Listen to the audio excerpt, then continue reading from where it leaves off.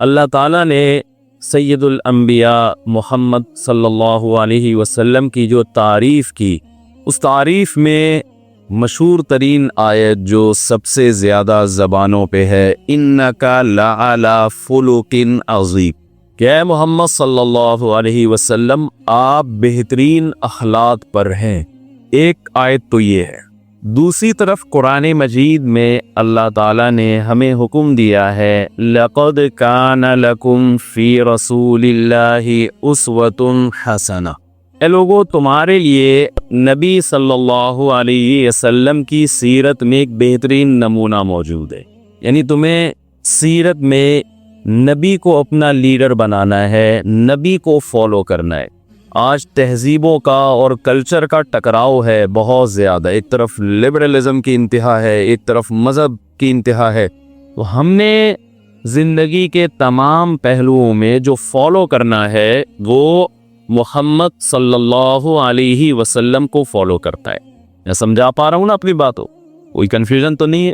سید الانبیاء محمد صلی اللہ علیہ وسلم کا جو سب سے بڑا معجزہ ہے، جو آپ کے نبی ہونے کی دلیل ہے، کہ آپ کی سیرت میں، آپ کی زندگی میں ہمیں ہر پہلو سے ہدایت ملتی ہے۔ آپ نے بڑے بڑے جنگی کمانڈروں کے نام سنے ہوں گے، ہٹلر تو بہت مشہور ہے۔ میرا بھی جرمنی جانے کا پلان ہے، تو میں نے سوچا تھا وہاں میں کیا ولاگ بناؤں گا نا۔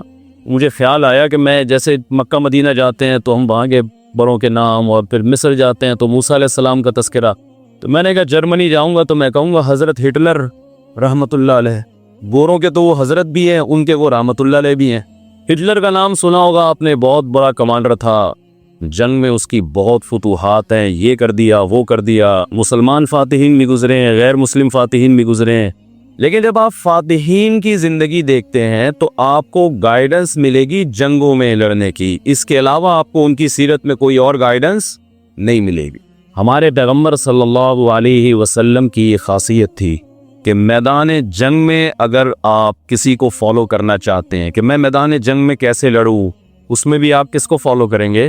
محمد صلی اللہ علیہ وسلم۔ آپ اگر اپنی گھریلو لائف دیکھنا چاہتے ہیں، میں گھر میں بیوی بچوں کے ساتھ کیسے رہوں، اس میں بھی آپ کے پاس محمد صلی اللہ علیہ وسلم سے زیادہ کامیاب شخصیت پوری کائنات میں آپ کو نہیں ملے گی۔ آپ یہ دیکھنا چاہتے ہیں کہ میں تجارت کیسے کروں، تو رسول اللہ صلی اللہ علیہ وسلم سے زیادہ بہترین تجارت آپ کو کہیں بھی نظر نہیں آئے گی۔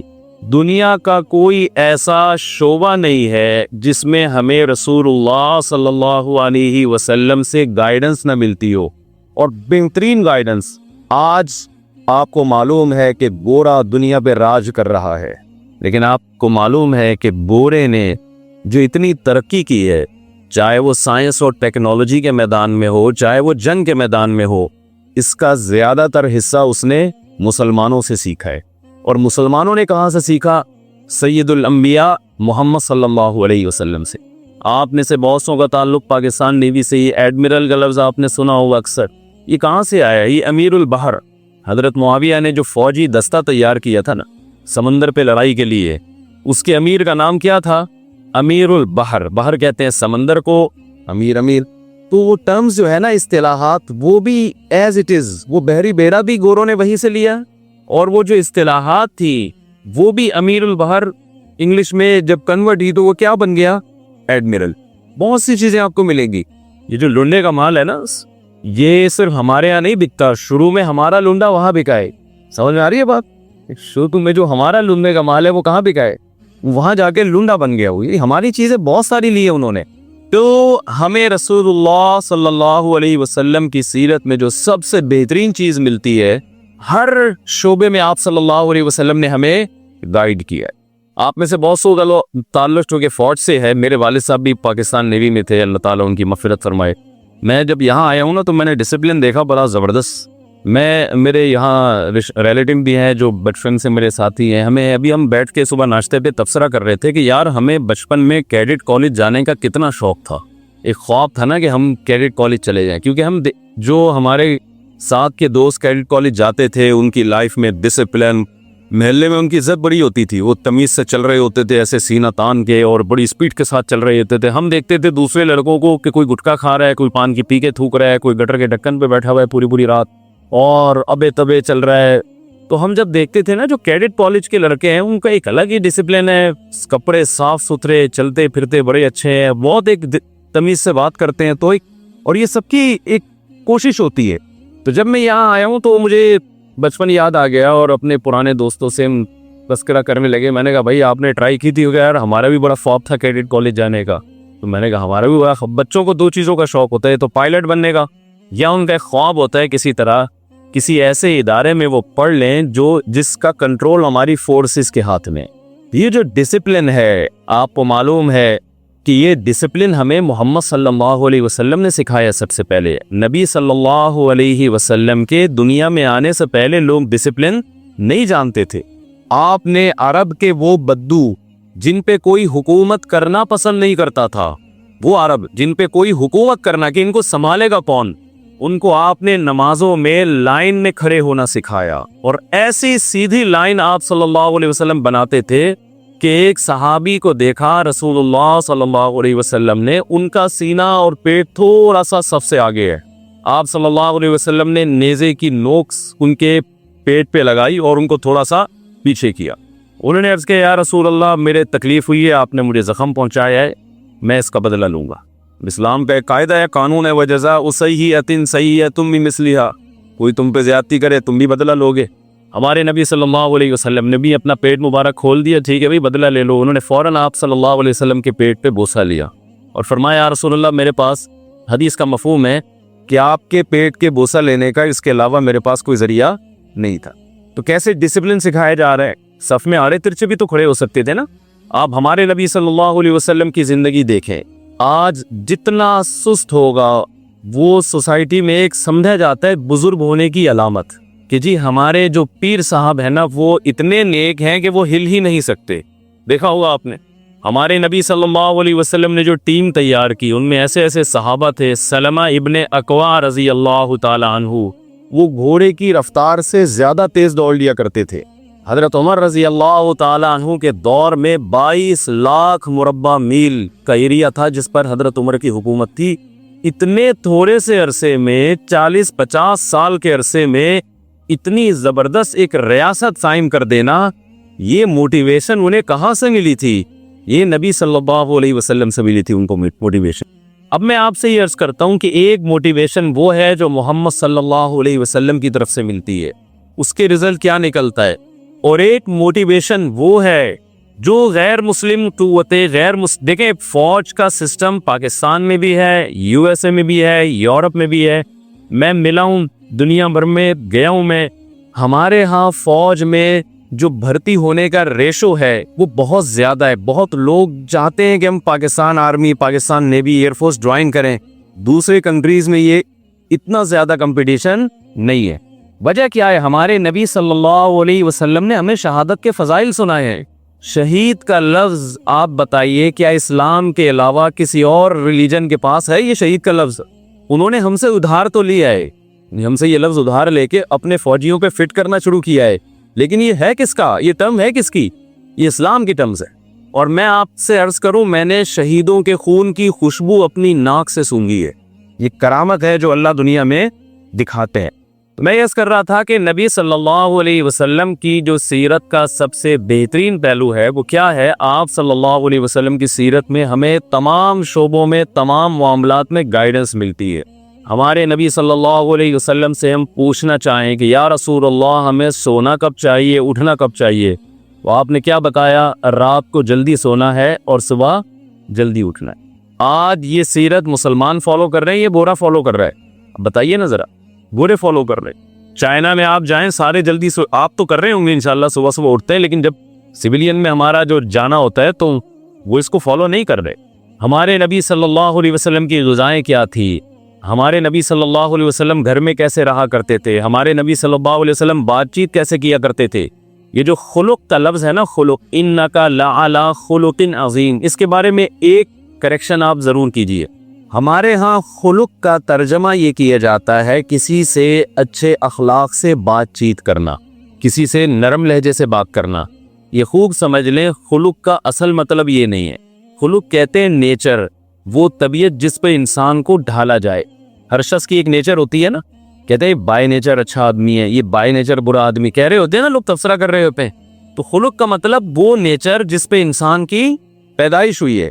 اگر آپ کے دل میں کسی سے حسد ہے، جیلسی ہے، آپ کتنا ہنس کے بات کرتے ہیں، ہر بات سے پہلے شروع میں تھینک یو، آخر میں تھینک یو، درمیان میں کائنڈلی، جتنے بھی آپ اس طرح کے الفاظ لگا دیں، لیکن اگر آپ کے دل میں کسی کو خوش دیکھ کر حسد پیدا ہوتا ہے، جیلسی ہوتی ہے، تو آپ بائی نیچر ٹھیک نہیں ہے۔ شریعت آپ کے اخلاق کو اچھا اخلاق نہیں مانتی۔ آپ کے دل میں تکبر ہے، آپ کے دل میں شو مارنے کا شوق ہے۔ ہمارے ہاں اچھا اخلاق کیسے سمجھا جاتا ہے؟ کوئی نرم لہجے میں بات کرے، یہ بھی اخلاق کی ایک قسم ہے۔ لیکن قرآن و سنت سے جو ہمیں پتہ چلتا ہے خلق عظیم، اس سے مراد یہ ہے کہ آپ اندر سے ٹھیک ہو جائیں۔ آپ کی جو اندر کی بیماریاں ہیں، حسد، بغض، کینہ، لالچ، ایک دوسرے کی ٹانگیں کھینچنے کا جذبہ، یہ ساری چیزیں آپ میں کیا ہو جائیں؟ ختم ہو جائیں۔ تو ہمارے نبی صلی اللہ علیہ وسلم کی سیرت میں ہمیں جنگ بھی ملتی ہے، ہمارے نبی صلی اللہ علیہ وسلم کی سیرت میں ہمیں لوگوں سے لین دین کے طریقے بھی ملتے ہیں۔ تو تین چیزیں ہمیں نبی صلی اللہ علیہ وسلم کی جو بچپن کی زندگی سے متعلق ہیں وہ بہت واضح طور پہ ملتی ہیں۔ ان میں ایک آپ صلی اللہ علیہ وسلم میں حیا بہت غالب تھی۔ حیا ایک ایسی چیز ہے جو انسان کو بہت ساری برائیوں سے روکتی ہے۔ آپ نے سنا ہوگا پہلے زمانے میں، اب بھی کہتے ہیں بچے کوئی الٹا سیدھا کام کر رہے ہوتے ہیں، ماں باپ کیا کہتے ہیں؟ بھائی ذرا حیا کرو، کہتے ہیں کہ نہیں کہتے؟ اور ایک روایت میں آتا ہے اذا فاتک الحیاء فافعل ما شئت، جب تم میں حیا ختم ہو جائے تو پھر جو چاہے کرو۔ پھر نہ آپ کسی بڑے کی عزت کرتے ہیں، نہ آپ کوئی ایسا کام کرتے ہیں جس میں آپ کی عزت جانے کا خطرہ ہو، یہ ایسا کام بھی کرتے ہیں جس میں آپ کی عزت جانے کا خطرہ ہو۔ تو ایک چیز تو ہمیں نبی صلی اللہ علیہ وسلم کی سیرت میں یہ ملتی ہے کہ نبی صلی اللہ علیہ وسلم بچپن سے ہی آپ بہت زیادہ حیا والے تھے۔ دو کوالٹی آپ کی بچپن سے ہی جو عرب میں مشہور تھی، ایک صادق ہونا، ایک امین ہونا۔ آپ صلی اللہ علیہ وسلم کی زبان پر بچپن میں بھی کبھی جھوٹ نہیں آیا ہے۔ آپ نے دیکھا آج بعض دفعہ ماں باپ اپنے بچوں کو جھوٹ سکھا رہے ہوتے ہیں، یہ کہہ دینا ٹیچر سے چھٹی کیوں کی؟ جی دادی کا انتقال ہو گیا تھا۔ ایک دفعہ ایک بچے کی دادی گئی ہے اسکول میں نا، اور بچے کو لینے گئی کہ میرا بیٹا آج لیٹ ہو گیا، کہاں ہے؟ تو انہوں نے کہا وہ تو آپ کے انتقال، آپ کے جنازے پہ گیا ہوا ہے۔ وہ اسکول کے ٹیچر نے کہا کہ وہ تو آپ کے جنازے پہ گیا ہوا ہے۔ تو والدین بچوں کو بتا رہے ہوتے ہیں کہ چھٹی کر لو، اسکول میں یہ کہہ دینا یہ ہو گیا تھا۔ تو وہ بچپن سے کیا سکھا رہے ہیں؟ جھوٹ بولنا سکھا رہے ہیں۔ تو وہ کل آپ سے بھی جھوٹ بولے وقت، دیکھیے عجیب بات ہے، نبی صلی اللہ علیہ وسلم نے 40 سال کے بعد نبوت کا جب دعویٰ کیا نا کہ میں اللہ کا نبی ہوں، تو آپ نے اپنی نماز کو پیش نہیں کیا کہ دیکھو میں اتنے عرصے سے نماز پڑھ رہا ہوں، دیکھو میں غار حرا میں جا کے عبادت کر رہا ہوں، یہ اس کی علامت ہے میں سچا نبی ہوں۔ نہ یہ چیزیں پیش نہیں کی ہیں، بلکہ آپ نے فرمایا کہ بتاؤ کیا تم نے زندگی میں میری زبان سے کبھی جھوٹ سنا ہے کیا؟ سمجھ میں آ رہی ہے بات؟ کیریکٹر کو پیش کیا ہے، کیریکٹر۔ کبھی خیانت دیکھی؟ کبھی میری زبان سے زندگی میں جھوٹ نکلا ہو، کہ خیانت کی ہو، قوم کے ساتھ خیانت کی؟ کیونکہ جو لالچی ہوتا ہے، جھوٹا ہوتا ہے، اس میں دو چیزیں سب سے زیادہ، وہ خائن ہوگا، جو 2 نمبر آدمی ہوتا ہے نا، وہ جھوٹ نہیں، وہ کبھی سچ نہیں بولتا، جہاں اس کا مفاد نظر آئے گا اپنی زبان کو بدل دے۔ تو نبی صلی اللہ علیہ وسلم نے کیریکٹر پیش کیا۔ بلکہ میں عجیب بات آپ کو بتاؤں کہ قرآن میں جہاں کچھ غیر مسلموں کی اچھی کوالٹیز بیان کی گئی ہیں نا، قرآن میں بعض آیتیں ایسی جن میں عیسائیوں کی تعریف کی اللہ تعالیٰ نے، ان میں بھی ان کے کیریکٹر کی تعریف کی ہے۔ وَمِنْهُمْ مَنْ إِنْ تَأْمَنْهُ بِدِينَارٍ لَا يُؤَدِّهِ إِلَيْكَ إِلَّا مَا دُمْتَ عَلَيْهِ قَائِمًا وَمِنْهُمْ مَنْ إِنْ تَأْمَنْهُ بِقِنْطَارٍ يُؤَدِّهِ إِلَيْكَ۔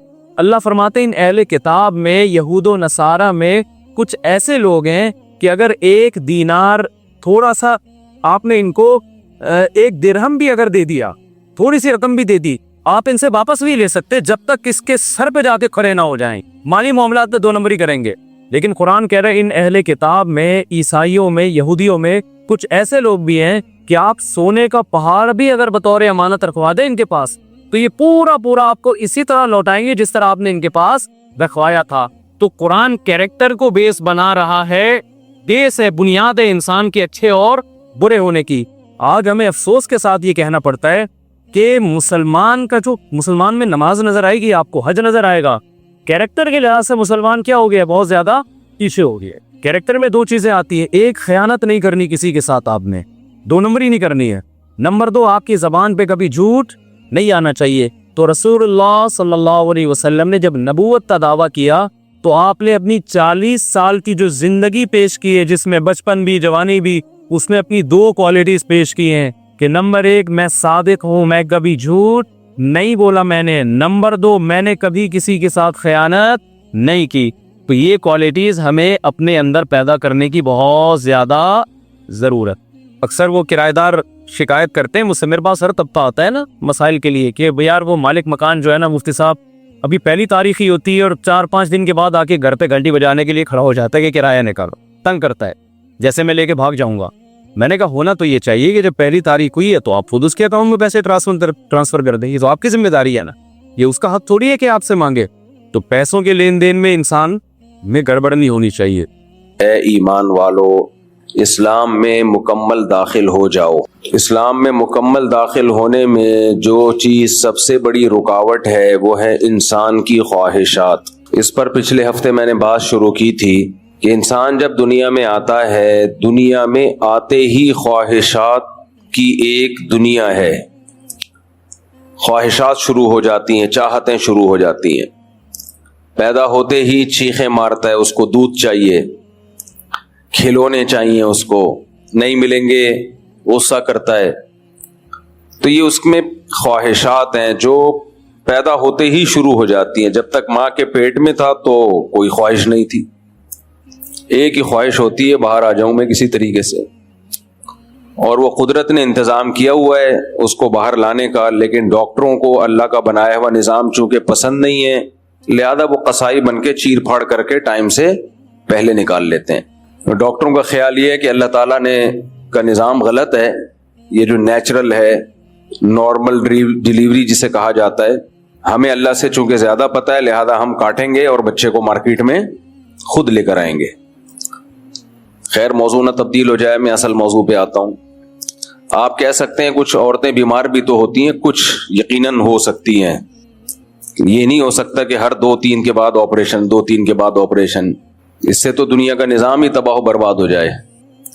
خیر، تو جب دنیا میں آتا ہے خواہشات اس کی شروع ہو جاتی ہیں، پھر اس کو خواہشات کا اتنا بڑا جال اور اتنا بڑا سمندر اس کے سامنے ہوتا ہے کہ اسے اگر صحیح راستے کا پتہ نہ چلے، سیدھے راستے کی ہدایت نہ ملے تو وہ غلط رخ پہ چلنا شروع کر دیتا ہے۔ یہ ہدایت اس کو کہاں سے ملتی ہے؟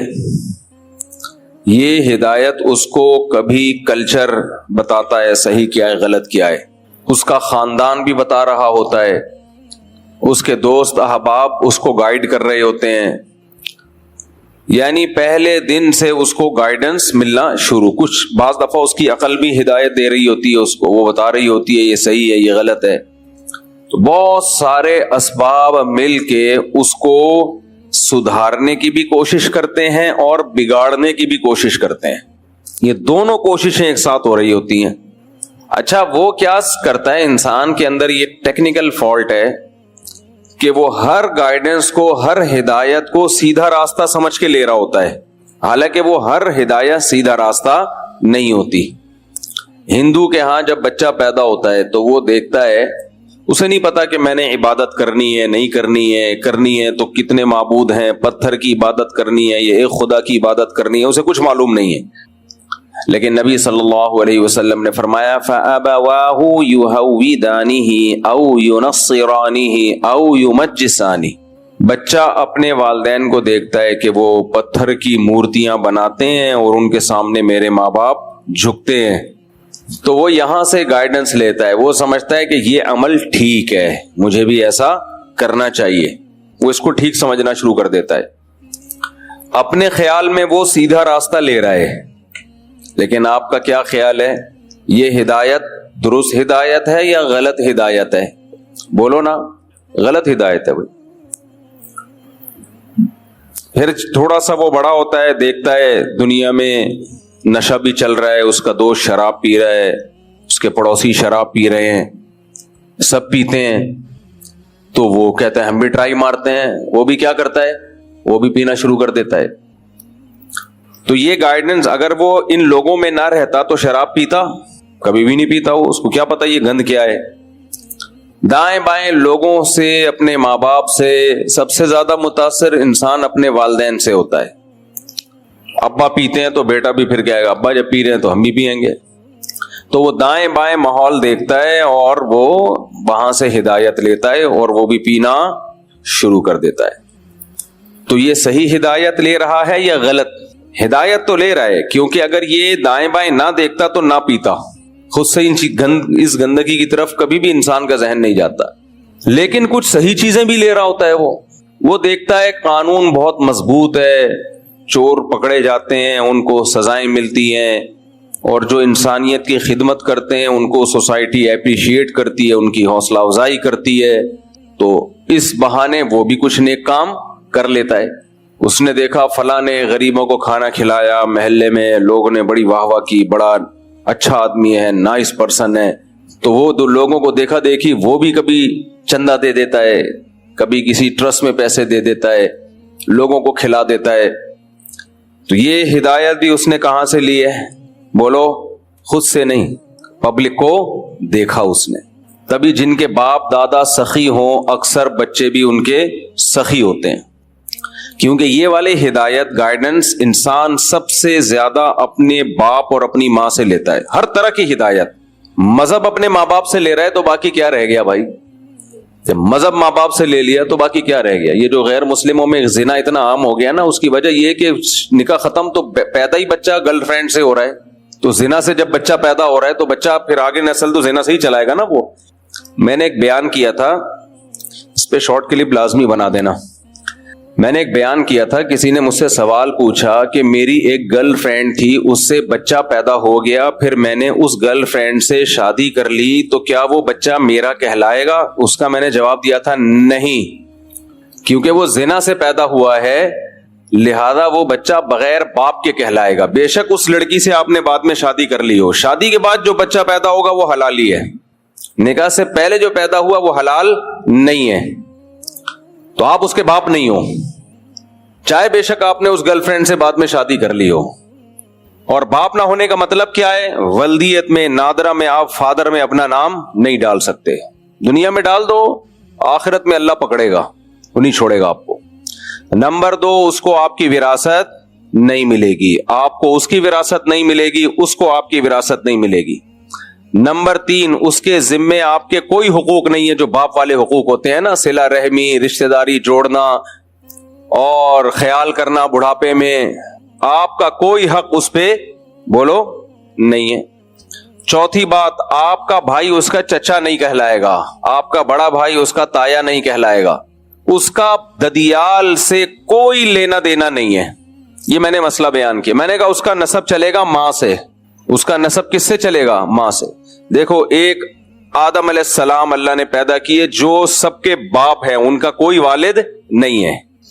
دوسرے عیسیٰ علیہ السلام اللہ نے اپنی قدرت سے بغیر باپ کے پیدا کیے، ان کا نسب ماں سے چلتا ہے، مگر یہ ان کی فضیلت ہے، یہ ایک معجزہ ہے. نمبر 3، سیدہ فاطمہ رضی اللہ عنہا جو نبی کی بیٹی تھی، آپ کی فضیلت ہے کہ نبی کا نسب آپ کی بیٹی سے چلا ہے، یہ آپ کی فضیلت ہے. باقی کسی کا بھی نسب اس کی بیٹی سے نہیں چلتا، چلتا کس سے ہے؟ باپ سے. اور باپ کا نہ ہونا یہ نسب پہ ایک بہت بڑا داغ ہے اسلام میں. یہ کیا ہے؟ ماں سے نسب کا چلانا. یہ 3 شخصیات تو مستثنا ہیں، آدم علیہ السلام، سید الانبیاء محمد صلی اللہ علیہ وسلم اور عیسیٰ ابن مریم. ان 3 شخصیات کے علاوہ اگر کسی کا نسب ماں سے چل رہا ہو، ایک اور صورت ہے وہ لعان کی صورت، اس میں نہیں جاتا، فقہی مسئلہ ہے، پھر وہ پیچیدہ ہو جائے گا. باقی اگر کسی کا نسب باپ سے نہیں چلتا، ماں سے چلتا ہے، تو یہ نسب پہ ایک کالک ہے، ایک بدنما داغ ہے، یہ اس کی علامت ہے کہ اس کا باپ نہیں ہے، ولد الزنا ہے، یہ زنا سے پیدا ہوا ہے.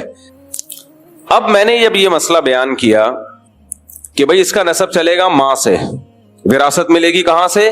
ماں سے، تو میں حیران ہوں لوگوں کے نیگیٹو کمنٹس دیکھ کے. لوگوں نے کہا کہانی باز ملا، کہانی باز مولوی، علم نہیں ہے. میں حیران ہوں، اسلام کی بیسک چیزوں کو بھی لوگوں نے بھلانا شروع کر دیا ہے. اب اسلام کی بنیادی چیزوں کو بھی، حلال بچے میں حرام بچے میں زمین آسمان کا فرق ہے بھائی. لوگ کہتے ہیں اس بچے کا کیا قصور ہے، تو ہم اس بچے کو گنہگار نہیں کہہ رہے, ہم اس بچے کو جہنمی نہیں کہہ رہے, اس کا واقعتاً کوئی قصور نہیں ہے, لیکن اس باپ کا تو قصور ہے نا, جو میڈیکلی تو باپ ہے, شرعی باپ نہیں ہے, اس کا تو قصور ہے, اس نے زنا کیوں کیا, لہذا تم سے اس کا کوئی نسب نہیں چلے گا, تم اس کو اپنے کھاتے میں نہیں ڈال سکتے. یہ وہ بچہ ہے جس کا کوئی باپ نہیں ہے. انگریز تو مانتے ہیں باپ ہے, اسلام کہتا ہے اس کو اسلام باپ نہیں مانتا, باپ وہی ہوتا ہے جو حلال کا ہو, اسلام نہیں مانتا اس کو باپ. زانی کے پانی سے جو بچہ پیدا ہو اس کی نسبت اسلام میں زانی کی طرف نہیں ہوتی. اسلام میں خاندان کا ہونا, نسب کا ہونا, یہ بہت بڑی حیثیت ہے, اس کی بہت بڑی ویلیو ہے, اور یہ نکاح سے وجود میں آتے ہیں, زنا سے وجود میں نہیں آتے. کیوں؟ بار بار ایک مثال دیتا ہوں, گدھے گھوڑے کے ہاں باپ نہیں ہوتے, ماں ہوتی ہے, کیونکہ گدھے گھوڑوں کا گدھی اور گھوڑی کے ساتھ فزیکل ریلیشن ہوتا ہے, شادی بیاہ نہیں. کبھی آپ نے اپنے گھوڑے کا تعارف کروایا, یہ میرا گھوڑا ہے, یہ اس کا باپ ہے, یہ اس کا دادا ہے, یہ اس کا چاچا ہے, تعارف کروایا؟ یا گدھے کا یہ میرا گدھا ہے, یہ میرے گدھے کا باپ, باپ کا نہیں پتا ہوتا بھائی. یہ میرے گدھے کا چاچا ہے بھائی, یہ میرے گدھے کا تایا نا, یہ گدھا ہے اور یہ اس کی ماں ہے, بس اتنا ریلیشن جو بغیر نکاح کے نسل پیدا ہوتی ہے اس کا صرف اتنا ریلیشن. اور اسلام بھی اتنا ہی ریلیشن مانتا ہے کہ اگر انسان بھی بغیر باپ کے پیدا ہو گیا, یعنی زنا سے پیدا ہوا ہے, تو اسلام کہتا ہے اس کا زانی باپ گدھا ہی ہے اس معاملے میں. تو یہ شریعت کا بنایا ہوا مسئلہ ہے, تو مجھے برا بھلا مت کہو, آپ کو جو اعتراض کرنا ہے اسلام پہ اعتراض کرو. اور میں آپ لوگوں کو خوش کرنے کے لیے, سوسائٹی کو خوش کرنے کے لیے اسلام کو چینج نہیں کر سکتا. اسلام کو چینج کرنا ہوتا نا, میں 4 شادیوں پہ بات ہی نہیں کرتا, کیونکہ لوگ خوش نہیں ہوتے اس سے. جو پڑھے لکھے لوگ ہیں نا, جناب پروفیسر غامدی صاحب نے بیان دیا ہے بھی 4 شادیوں کے خلاف. انہوں نے بڑے اپنے ہی, وہ جو ان کا ایک اچھا اسٹائل ہے بات کرنے کا, اس اسٹائل میں انہوں نے کہا ہے کہ وہ میں اس لیے پیش کر رہا ہوں آپ کے سامنے, اس کے نیچے پازیٹیو کمنٹس, لوگوں کے کمنٹس کیا تھے کہ یہ ہوتے ہیں پڑھے لکھے لوگ. یعنی جناب قابل احترام پروفیسر غامدی صاحب نے 4 شادیوں کی نفی کی ہے. اس میں کس طرح سے نفی کی ہے وہ بتاتا ہوں. تو جو پڑھے لکھے لوگ ہیں نا, جو نہیں جھگڑے کرنا چاہتے, جن کو اپنی بیٹیوں پہ سوگن کا خطرہ لگا رہتا ہے, تو انہوں نے بڑا اپریشیٹ کیا اور کہا دیکھیں یہ ہے ایک پڑھے لکھے اسکالر میں اور ایک ان پڑھ اسکالر میں یہ فرق ہے. ان پڑھ سے کون مراد ہے؟ ہم جیسے لوگ, اور پڑھے لکھے وہ تو ہیں ہی ہیں, لمس یونیورسٹی کے پروفیسر ہیں, پڑھے لکھے کیوں نہیں ہوں گے. تو اس میں انہوں نے دلیل یہ دی ہے کہ یہ جو اسلام میں قرآن میں ہے نا 4 شادیاں, یہ تو غزوہ احد میں شہید بہت سارے صحابہ ہو گئے تھے, تو ضرورت پڑ گئی تھی, لڑکیاں زیادہ ہو گئی تھیں, مرد کم ہو گئے تھے, اس ضرورت کے لیے اجازت دی گئی کہ بھئی یہ کام کر سکتے ہو. ضرورت کی وجہ سے اجازت دی گئی کہ یہ کام کر سکتے ہو, ورنہ یہ کوئی دائمی حکم یا ترغیبی حکم نہیں ہے اسلام کا. ضرورت کے موقع پر اس پیکج سے فائدہ اٹھایا جا سکتا ہے. جیسے پیکج ہوتا ہے نا کہ بھئی یہ ضرورت کے وقت آپ کا یہ بھی ایک پیکج ہے, تو یہ کوئی ایسی چیز نہیں ہے جس پہ بیانات کیے جائیں, لوگوں کو ترغیب دی جائے. اور کہا کہ اگر یہ فطرت ہوتی تو آدم علیہ الصلوۃ والسلام کے لیے ایک بیوی کا انتخاب کیا گیا ہے. اس وقت کیوں اللہ نے اس فطرت کی رعایت نہیں کی؟ ہم کہتے ہیں نا مرد کے لیے ایک سے زیادہ بیوی رکھنا یہ مرد کی نیچر ہے. اچھا یہاں جناب غامدی صاحب سائنس کے حوالے نہیں دے رہے, ٹھیک ہے نا, یہاں ڈنڈی مار رہے ہیں. یہ جو ہم کہتے ہیں نا مرد کے لیے ایک سے زیادہ بیوی رکھنا نیچر ہے, اور اسلام فطرت, دین فطرت ہے نا, تو نیچر کا تعین تو میڈیکل سائنس کرتی ہے نا. تو جناب پروفیسر غامدی صاحب آپ سائنسدانوں سے پوچھ لیں, آپ میڈیکل سائنس سے پوچھ لیں, اب تو خواتین ڈاکٹرز نے بھی یہ کہنا شروع کر دیا ہے کہ مرد کے لیے ایک بیوی کافی نہیں ہے. کلپ رکھے میں میرے پاس, modern doctors, liberal doctors, lady doctors, انہوں نے بھی یہ کہنا شروع کر دیا ہے کہ مرد کا گزارا ایک بیوی سے نہیں ہوتا. کرنا چاہیے گزارا, اگر یعنی یہ نہیں کہ آپ کو ایک دوسری نہیں مل رہی تو آپ برائی کی طرف جائیں, لیکن مرد کے لیے کافی نہیں ہے. تو یہ تو ڈاکٹر کہہ رہے ہیں. تو رہا یہ مسئلہ کہ آدم علیہ الصلوۃ والسلام کے لیے ایک بیوی کیوں تھی, فطرت اس وقت اس فطرت کی رعایت کیوں نہیں کی گئی, اس کا جواب میں کئی بار دے چکا ہوں. وہ ضرورت تھی ان کے لیے ایک بیوی. جناب غامدی صاحب کہتے ہیں نا کہ غزوہ احد میں ضرورت تھی اس لیے اجازت دی گئی. بات یہ ہے کہ جب ضرورت ہوگی تو پھر مجبوری ہوگی تو ایک پر اکتفا کیا جائے گا. قرآن کے الفاظ یہی بتاتے ہیں, مجبوری ہوگی تو ایک پر اکتفا ہے. وہی مجبوری آدم علیہ السلام کے وقت میں بھی تھی، اس لیے ان کو ایک بیوی رکھنے کا حکم دیا گیا۔ وہ مجبوری کیا تھی کہ اللہ تعالیٰ یہ چاہتے تھے کہ تمام انسانوں کا جیسے باپ ایک ہے، ماں بھی سب کی ایک ہو، ایک اصل پہ سب جمع ہو جائیں جا کے۔ اگر آدم علیہ السلام کی 4 یا 8 یا 10 15 بیویاں ہوتی تو ہم میں تو سوتیلے پن میں لڑتے رہتے ہم، تو اما ہوا کی اولاد ہے، تو اما فلاں کی اولاد ہے، تو اما فلاں کی اولاد ہے۔ ایکویلٹی، مساوات جب ہی پیدا ہونی تھی، انا خلقناکم من ذکر و انثی، اے لوگوں ہم نے ایک مرد اور ایک عورت سے تم کو پیدا کیا ہے، تم سب سگے بھائی ہو، سوتیلے بھائی نہیں ہو تم۔ اس کی مثال یہ ہے کہ آدم علیہ السلام کی اولادوں میں نکاح کیسے ہوا ہے، نکاح کیسے ہوا، تو سب بہن بھائی تھے، کزن تو بعد میں بنے ہیں نا وہ، تو آگے نسل کیسے چلے گی؟ نسل اسی طرح چلے گی کہ جڑواں بہن بھائی کو سگا بہن بھائی قرار دیا گیا، اور جو جڑوے نہیں ہوئے ان کو ایک دوسرے کے بہن بھائی قرار نہیں دیا گیا، ان کو ان سے نکاح کی اجازت دی گئی۔ آج ایسا نہیں ہو سکتا۔ اب اسی دلیل سے کوئی یہ کہے کہ جی میں اپنی بہن کے ساتھ ایک ہی پیٹ سے پیدا ہوا ہوں، جڑواں ہم ٹوئنز ہیں، لہذا یہ تو میری بہن ہے، اور جو میرے بعد اگلے سال میرا بھائی ایک بہن کے ساتھ پیدا ہوا وہ میری بہن نہیں ہے، میرا اس سے نکاح جائز ہے۔ علماء کیا کہیں گے؟ یہ غیر فطری ہے، یہ نیچرل نہیں ہے، بہن سے شادی غیرت کے خلاف۔ تو وہ جواب میں کہہ سکتا ہے آدم علیہ السلام کے یہاں پھر نسل کیسے چلی ہے؟ ان کی اولادوں نے کس سے شادیاں کی ہیں؟ کزن تھی اس وقت، کوئی بہنیں ہی تھیں؟ یہی کہا جائے گا وہ بھائی اس وقت ضرورت تھی نسل چلانے کی، تو اسی کو بہن قرار دیا گیا جو جڑواں پیدا ہوئی ہے بھائی کے ساتھ، جو بھائی کے ساتھ پیدا نہیں ہوئی اس کو نامحرم قرار دیا گیا۔ لیکن اب یہ ضرورت ختم، اب آپ کے ماں ایک ہو باپ ایک ہو، ماں الگ ہو باپ ایک ہو، باپ الگ ہو ماں ایک ہو، سوتیلے بہن بھائی کو بھی بہن بھائی قرار دے دیا، حتیٰ کہ آپ نے کسی خاتون سے شادی کی اس کی بیٹی کو بھی آپ کی بیٹی قرار دے دیا گیا، تو وہ ضرورت ختم ہو گئی ہے۔ تو اللہ کا شکر ہے ہم جاہل ہی اچھے ہیں، الحمدللہ ان پڑھ ہی اچھے ہیں، اللہ کا فضل ہے، کیونکہ ہم جو اگر یہ ماڈرن اسلام کی طرف چلے گئے نا، اس ماڈرن اسلام نے جو آج کے اسکالرز نے لوگوں کی آسانی کے لیے اسلام کو چینج کرنا شروع کر دیا ہے، تو ہم بھی چینج کر کے وہی حشر کرتے اس دین کا جو یہود و نصارہ نے کیا ہے۔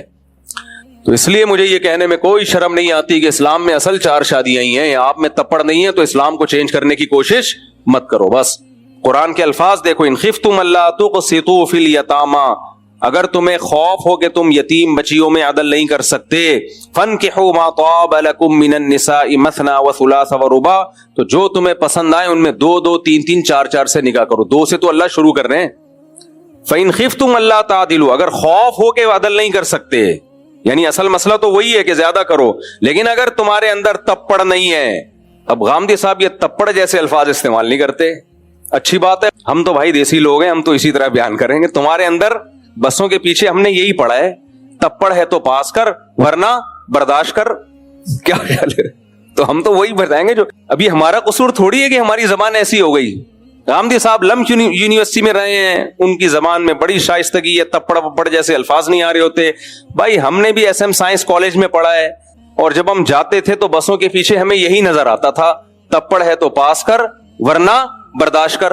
اب جو پڑھا ہے وہی بیان کریں گے نا، کیا خیال ہے بھائی؟ تو یہ ہمارا قصور نہیں ہے بھائی، جو سوسائٹی میں جو چیز نظر آ رہی ہوتی ہے، ہاں بیان ہم اسٹائل ہمارا یہ ہوگا، بیان ہمارا غلط نہیں ہوگا، بیان ہم نے قرآن و سنت میں جو پڑھا ہے، 8 سال مدرسوں میں بیٹھ کے اور پڑھا، اس میں قرآن و سنت ہے، مدرسے والوں نے اپنا کچھ نہیں پڑھا جہاں میں، تو بیان ہم وہ کریں گے، بیان انشاءاللہ غلط نہیں کریں گے ہم۔ تو اسٹائل ٹھیک ہے، ہم بھی مرتے ہیں، غامدی صاحب کے اسٹائل ماشاءاللہ بڑا اچھا اسٹائل ہے، لیکن سب کچھ اسٹائل نہیں ہوتا میرے بھائی، پہلے بات میں وزن دیکھا جاتا ہے کہ آپ اجماع امت کے خلاف بات کر رہے ہیں، آپ پوری امت سے ہٹ کے ایک الگ چیز لے کر آ رہے ہیں، اور پھر اس کی تفسیر بھی آپ غلط کر رہے ہیں۔ اب یہاں پروفیسر غامدی صاحب، میرا موضوع 4 شادیاں نہیں ہے، لیکن اب بات آ گئی ہے تو میں بتا دوں نا، میں یہ 4 شادیاں کی فضیلت ثابت کرنے کے لیے نہیں کر رہا، وہ تو میں 20 دفعہ کر چکا ہوں بیان، میں صرف یہ بتانے کے لیے کہ کہاں جناب پروفیسر غامدی صاحب گڑبڑ کرتے ہیں اور سادہ لوح عوام اس گڑبڑ سے متاثر ہو جاتی ہے۔ دلائل کی دنیا میں وہ اتنی مضبوط بات نہیں ہوتی۔ اب میں مثال دیتا ہوں، ایک تو غزوہ احد کا واقعہ بیان کر دیا۔ پہلی بات، آپ نے جو اس آیت کی تفسیر میں کہا کہ غزوہ احد میں ایسا ہوا تھا اس لیے اجازت دے دی گئی، تو یہ تو آپ نے حدیث سے لیا ہے۔ ایک طرف آپ کہتے ہیں حدیث ایک تاریخی کتابیں ہیں، وہ حجت نہیں ہے، یہ ان کا کلپ موجود ہے کہ حدیث تو ایک تاریخ کی کتاب ہے۔ اگر یہ ہسٹری کی کتاب ہے، تاریخ کی کتاب ہے، ہم بھی مانتے ہیں تاریخ کی کتاب ہے، لیکن کس کی ہسٹری ہے؟ پیغمبر کی باتیں اس میں، ہسٹری اگر مستند ذریعے سے ہم تک پہنچی ہو تو مانی جائے گی یا رد کیا جائے گا؟ مانی جائے گی.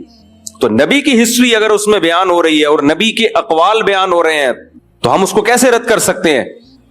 وہ نبی کے آرڈرز ہیں. تو آپ نے کیا کیا کہ جب وہ حدیث آپ کے فیور میں جا رہی ہے تو آپ اس حدیث سے استدلال کر رہے ہیں, اور جب وہ آپ کے فیور میں نہیں ہے تو آپ کہتے ہیں یہ حدیثیں تاریخ کی کتابیں ہیں. تو قرآن میں کہاں لکھا ہے کہ یہ غزوہ احد کے موقع پہ ایسا ہوا تھا؟ یہ تو حدیث سے ہے. اور سیدہ عائشہ رضی اللہ تعالی عنہا اس حدیث کی کیا تفسیر کرتی ہیں؟ بخاری میں وہ تفسیر موجود ہے. اگر آپ نے حدیث ہی لینی ہے تو بخاری کی حضرت عائشہ کی تفسیر لیں. حضرت عائشہ فرماتی ہیں کہ پہلے زمانے میں یعنی نبی کے دور میں ایسا ہوتا تھا کہ یتیم بچیاں کسی شخص کی کفالت میں ہوتی تھیں, وہ چاہتا تھا اس یتیم بچی سے شادی کرنا. جیسے کوئی نامحرم بچی لے کے پال لی, اب وہ جب جوان ہو رہی ہے تو دل چاہ رہا ہے کہ میں ہی اس سے نکاح کر لوں. تو وہ کیا کرتے تھے, اس بچی کا جتنا مہر بنتا تھا نا اتنا نہیں دیتے تھے, کم مہر. اب بچی کا باپ زندہ ہوتا تو وہ اپنی بیٹی کو کم مہر میں نہیں جانے دیتا. وہ کہتا ہے میری بیٹی میں یہ خاصیت ہے تو میں اس کا زیادہ مہر لوں گا.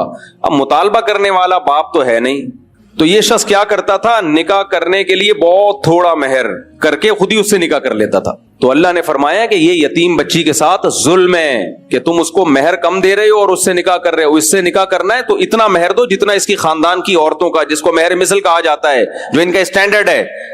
ادروائز تم اس سے نکاح مت کرو. اب ایک انسان کو دھچکا لگتا ہے کہ میں اس سے نکاح نہیں کروں. عرب میں نکاح کرنا آسان نہیں تھا کیونکہ لوگ 2-2, 3-3, 4-4 شادیوں کا رواج تھا. جو شادی کے قابل لڑکیاں وہ ملتی نہیں تھی لوگوں کو. ہماری طرح نہیں تھا کہ وہ اخباروں میں اشتہار دے دے کے شادیاں ہو رہی ہیں لڑکیوں کی, شادی دفتروں میں جا جا کے اور شادی پیج بنا کے. ایسا صحابہ کے دور میں نہیں تھا کیونکہ رواج تھا. عرب میں تو 10-10 بیویاں رکھنے کا رواج تھا, 10-10 رکھا کرتے تھے. تو اب جو بھی بہت اونچے مالدار لوگ ہوتے, ذرا ان کی پرسنالٹی ہوتی, وہ سب کی شادیاں ہو جاتی. لڑکیاں ملنا آسان نہیں تھا. اس سے اندازہ لگاؤ کہ قرآن کہہ رہا ہے جب کوئی عورت بیوہ ہو جائے نا تو فوراً نکاح کا پیغام مت بھیجو, عدت گزرنے کا انتظار کرو. پھر قرآن کہہ رہے علیم اللہ انکم ستذکرونہن, اللہ کو پتہ ہے بہت مشکل ہوگا تمہارے لیے پیغام بھیجنے میں تاخیر کرنا, لہذا گول مول طریقے سے بھیج دیا کرو. تو بیوہ عورت کے بارے میں اللہ قرآن کہہ رہا ہے کہ صحابہ کو کہ تمہارے لیے صبر بہت مشکل ہوگا. یہ بیوہ عورت کے بارے میں, یعنی اس کو فوراً سب لوگ پیغام بھیجیں گے تو تم بھی گول مول بھیج دو, سراہتن نہ بھیجو, عدت کا انتظار کرو. آج ہے ایسا؟ آج تو بیوہ عورت عدت کیا, عدت کے بعد بھی 10-10 سال گزر جاتے ہیں, پیغام نہیں آتا. تو یہ انہی افلاطونیوں کی وجہ سے ہے کہ ایکچولی کر کے پورے دین کا بیڑا غرق کر دیا. ایکچولی اس دور میں تو ایسا, ایکچولی اس دور میں 4-4 شادیوں سے زیادہ کا رواج تھا, اس لیے لڑکیاں ملتی نہیں تھیں. اب کسی نے یتیم بچی پالی بھی ہے تو اسی پہ اس کا دل آتا تھا میں شادی کروں گا. اب پیسے ہیں نہیں شادی کے مہر دینے کے, تو وہ کیا کرتے تھے, یار تھوڑا مہر دے دو اور کر لو نکاح. قرآن نے ظلم سے روکا, اور الفاظ دیکھو وَإِنْ خِفْتُمْ أَلَّا تُقْسِطُوا فِي الْيَتَامَى, تمہیں خطرہ ہے کہ تم یتیم بچیوں میں ظلم کرو گے, یعنی ان کو پورا مہر نہیں دو گے. تو اللہ کہتے ہیں فَانْكِحُوا مَا طَابَ لَكُم مِّنَ النِّسَاءِ, دیکھو پھر اس سے نکاح مت کرو, تمہارے پاس تو اتنی گنجائشیں ہیں, ان کے علاوہ 2-2, 3-3, 4-4 عورتوں سے نکاح کرو. تو جس مذہب نے 2-2, 3-3, 4-4 عورتوں سے نکاح کی تمہیں پرمیشن دی ہو, تمہیں کیا ضرورت ہے کہ اسی سے کرو؟ پھر کیا ضرورت ہے اسی سے کرو؟ اس کی مثال ایسے ہے جیسے آپ بچے کو یا ہم شوگر کے مریض کو منع کرتے ہیں مٹھائی کھانے سے, وہ پھر بھی لڈو کی طرف ہی بڑھ رہا ہے.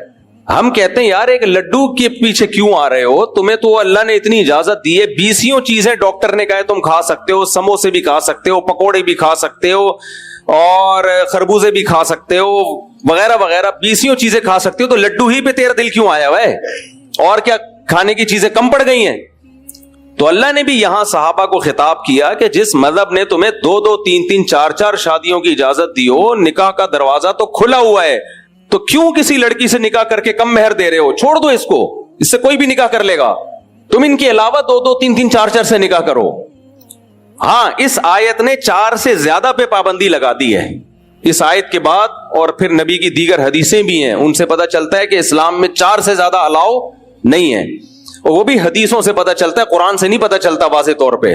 اگر آپ حدیث کو حجت نہیں مانتے, آپ کہتے ہیں حدیثیں تاریخی کتاب ہیں, تو جناب قابل احترام پروفیسر غامدی صاحب سے میں کہوں گا پھر آپ کوئی آیت دکھاؤ جس میں آتا ہے کہ اسلام نے 4 پہ بند کیا ہو.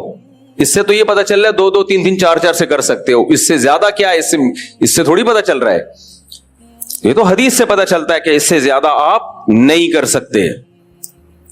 और अगर हम ये मान ले भी लेते हैं कि ग़ज़वा उहुद में ऐसा हुआ था, यतीम बच्चियां हो गई थी, उन पे जुल्म हो रहा था, इस वजह से इस्लाम ने कह दिया 2-2, 3-3, 4-4 से निकाह करो ताकि ये जुल्म खत्म हो, तो क्या आज जुल्म नहीं हो रहा? पहले जमाने में जुल्म ये हो रहा था कि यतीम बच्ची की शादी तो हो रही है, महर कम मिल रहा है। आज शादी ही नहीं हो रही, और महर क्या, जहेज दे के भी नहीं हो रही। समझ रहे कि नहीं समझ रहे? पॉइंट टू बी नोटेड है ये, English point to be noted. वो क्या है पॉइंट टू बी नोटेड? वो पॉइंट ये है कि आज भी अगर आप सोसाइटी में 2, 3, 4 शादियों का रिवाज नहीं डालते तो भी यतीम बच्चियों पे जुल्म ही होता है। पहले जुल्म ये हो रहा था कि अच्छे से अच्छा रिश्ता मिल रहा है लेकिन उसको उतना महर नहीं दे रहा जितना उसका हक बनता है। आज पहली बात, लोगों ने एक एक रखी हुई है, लड़कियां इतनी ज्यादा हो गई हैं हमारी सोसाइटी में कि एजुकेटेड लड़कियों की शादी नहीं हो रही, यतीमों को तो कोई वैसे ही पूछता नहीं। और यतीम बच्ची का अगर अच्छा रिश्ता मिल जाए, क्वालिफाइड, कोई डॉक्टर, इंजीनियर, कोई लम्स यूनिवर्सिटी का प्रोफेसर, ऐसे अच्छे कोई खानदानी लोग मिल भी जाएं, जनाब प्रोफेसर गामदी साहब जैसे और उनके दामाद जैसे खानदानी लोग अगर मिल भी जाएं, तो भी मेरे भाई उनको महर देना तो दूर की बात, वो जहेज दे रही हो फिर भी नहीं कर रहा होता कोई, यानी मिल ही नहीं रहा। तो आज ज्यादा जुल्म हो रहा है। इसलिए सोसाइटी में आप 2, 3, 4 शादियों का रिवाज आम करेंगे तो फिर लड़कियां, जब निकाह के काबिल लड़कियां खत्म हो जाएंगी, जब खत्म होंगी तो मर्द रोडे नापते फिरेंगे फिर कि हमें बीवी चाहिए, और जब वो रोड नापेंगे तो फिर शादी लड़की की मर्जी पे होगी, आपकी मर्जी पे नहीं होगी। सप्लाई और डिमांड का उसूल जनाब गामदी साहब ने मुझसे ज्यादा पढ़ा होगा लम्स यूनिवर्सिटी में। जिस चीज की सप्लाई ज्यादा हो, डिमांड कम हो, उसकी वैल्यू बढ़ती है या गिरती है? धड़ाम से नीचे आती है। जिसकी डिमांड ज्यादा, सप्लाई कम, उसकी वैल्यू बढ़ती है। इस्लाम ने हर मर्द को 4 शादियों की तरगीब दी, सिवाय उनके जो कमजोर हैं, उनके अलावा हर मर्द को 4 शादियों की तरगीब दी, जबकि औरतें एक के मुकाबले में 4 पैदा नहीं होती हैं।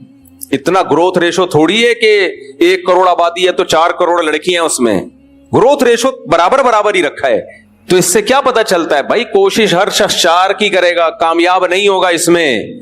कुछ 2 कर लेंगे, बहुत कम होंगे जो 4 कर पाएंगे भी, क्योंकि ये एक तरफा काम नहीं है। वो भी तो राजी होगी ना सामने वाली, तो वो क्यों आपकी दूसरी बीवी बनेगी, क्यों आपकी तीसरी वाइफ बनेगी? वो आप में कोई सुरखाब के पर लगा, आप लम्स यूनिवर्सिटी के प्रोफेसर होंगे तो चौथी भी बन जाएगी आपकी, और मैट्रिक के भागे हुए होंगे तो पहली भी नहीं बनेगी।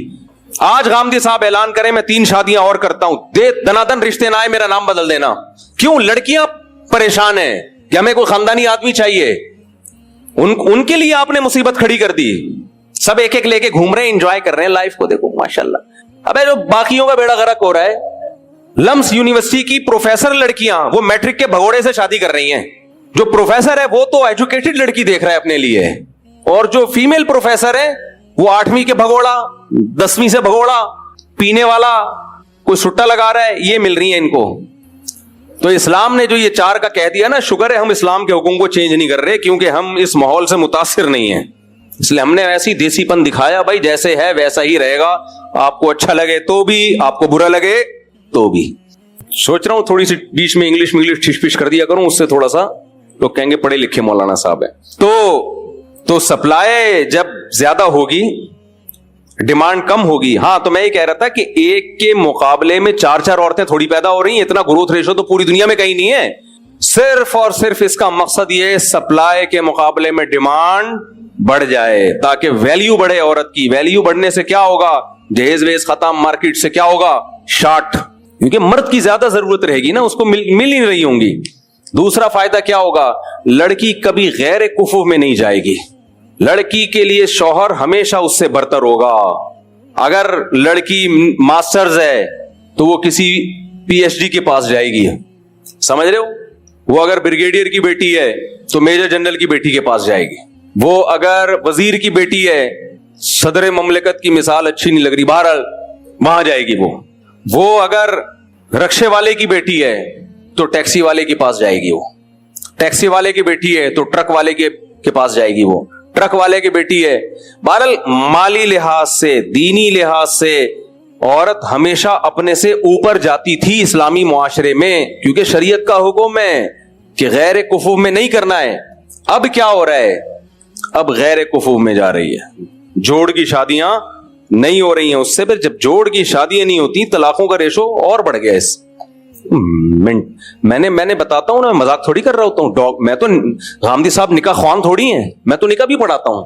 غامدی صاحب نے کتنے نکاح پڑھائے ہوں گے؟ آؤ جناب پروفیسر غامدی صاحب، انتہائی احترام کے ساتھ میں آپ کو بتاتا ہوں کس ٹائپ کی شادیاں ہو رہی ہیں مارکیٹ میں. تو میں تو نکاح پڑھا چکا ہوں بھائی.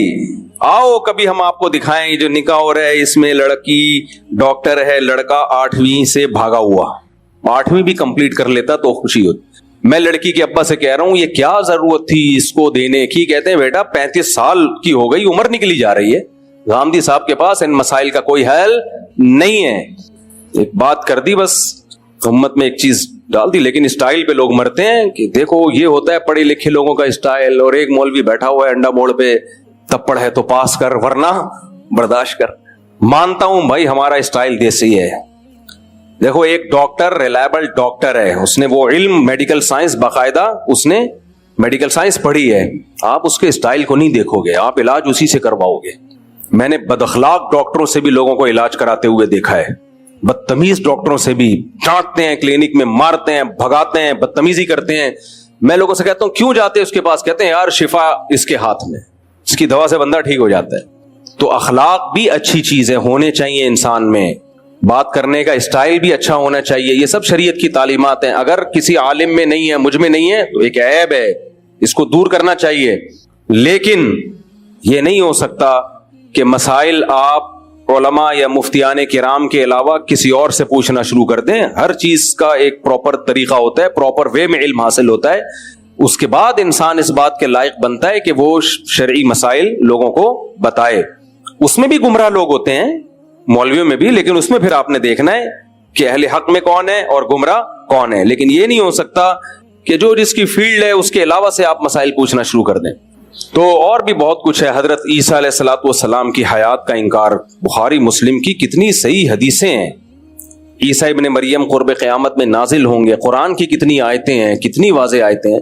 تو ابھی ٹاپک نہیں ہے میرا، لیکن یہ بیچ میں ایک بات آ گئی تو اس لیے میں نے اس پہ بات کر لی ہے.